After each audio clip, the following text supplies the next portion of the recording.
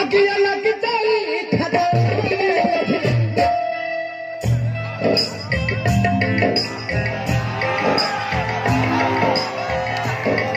मैं भी जाना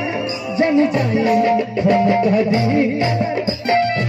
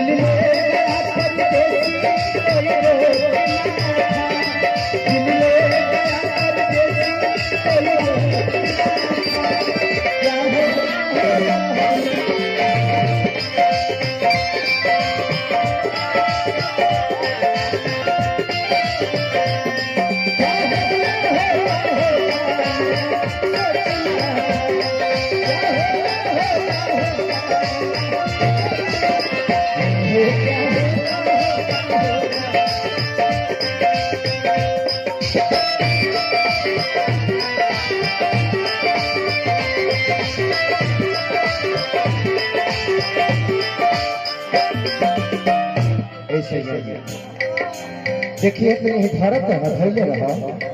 जना पाउटी मार के है तो तनी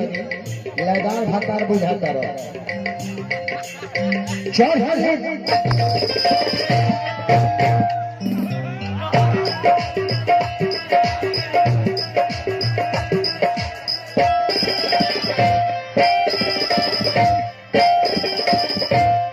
तू डांस करत रह कि नदी हेलत खत्म भातार बात तनी नीमन से मतलब है माने कहने मेकअप का लाइल बनाता है ना आ रहा है ना लोग वाह काल से ये नहीं तो लगे बाप रे नील मिठा हकारी है ना बाबू फफिया जी फफिया मिठाई खरीदार मुंह बाबा पगड़ी बहुत नीमन मोहल्ले बड़ा औरत कहती है बाबू कि चढ़ लाग जाए जाड़ हो छोड़ी के तू सही हो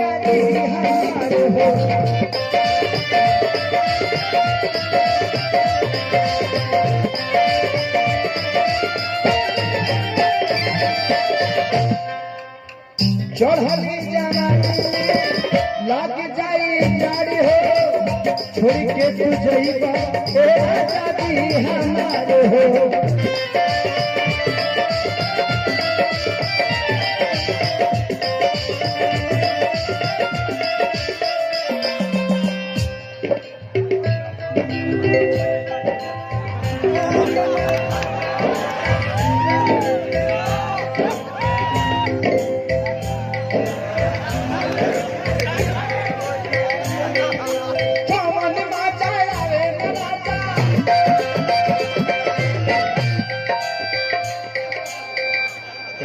भातार मिर्गी के मरीज लागता ए ब्यास जी जी रवि भातार नाचे तने बेहतर की चावड़ा में चापा कोल हला होता ना चिचोर करत रे चिचोर गर्जिया भातार है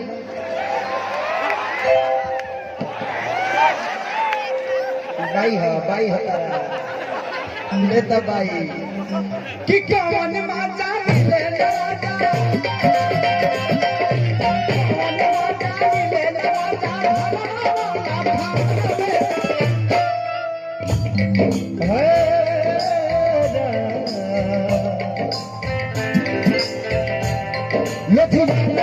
जल्दी जाने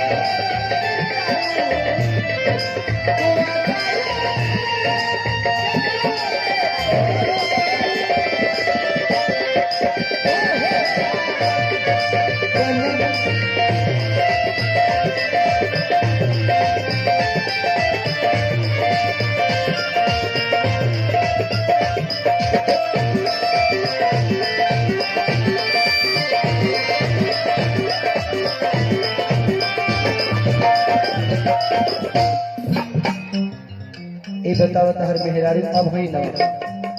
अभी तक नहीं थे लेकिन जान दिए आई टेंशन का ले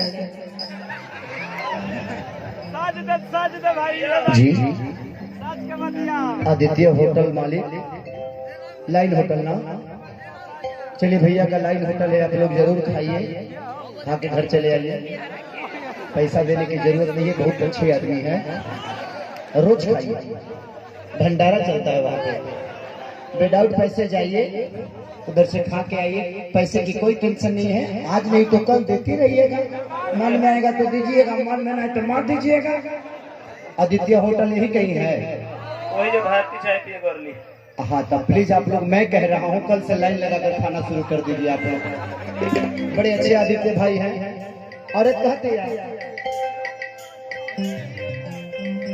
पवन सैया वरदानी पैया छोड़ के न शहर तू मन गैया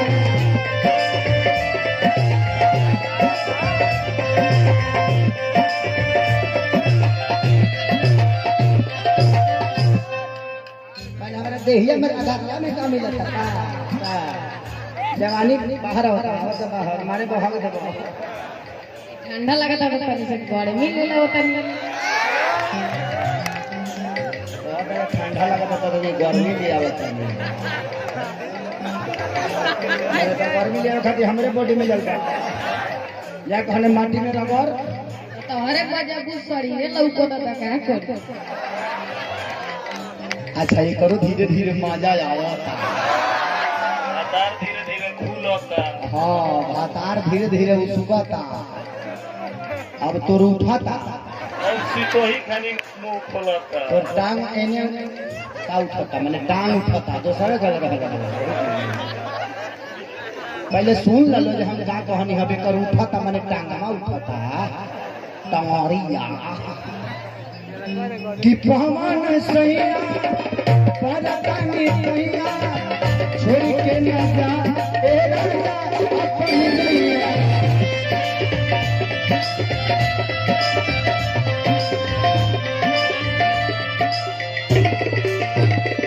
ए चिलगोजर भातार जी तनी मेरे भातार के नाम पर तू लोग ताली बजा दो प्रणाम कर लो बाप रे बुझा तो गाँव के प्रधान है ओ मैं प्रणाम और तो अपना आगे चल के जरूर चोर बनी पवन से परदानी पैया छोड़ के न जा ए राजा अपनी नैया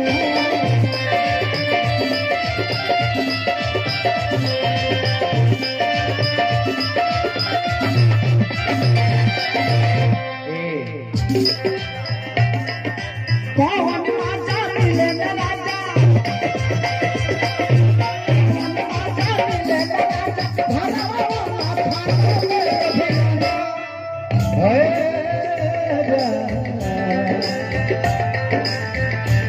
भरवा पीछा का होगा पीछा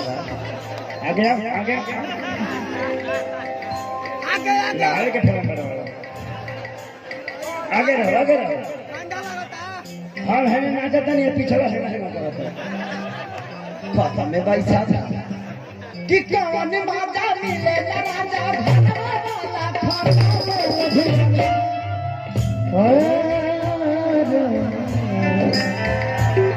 लेकिन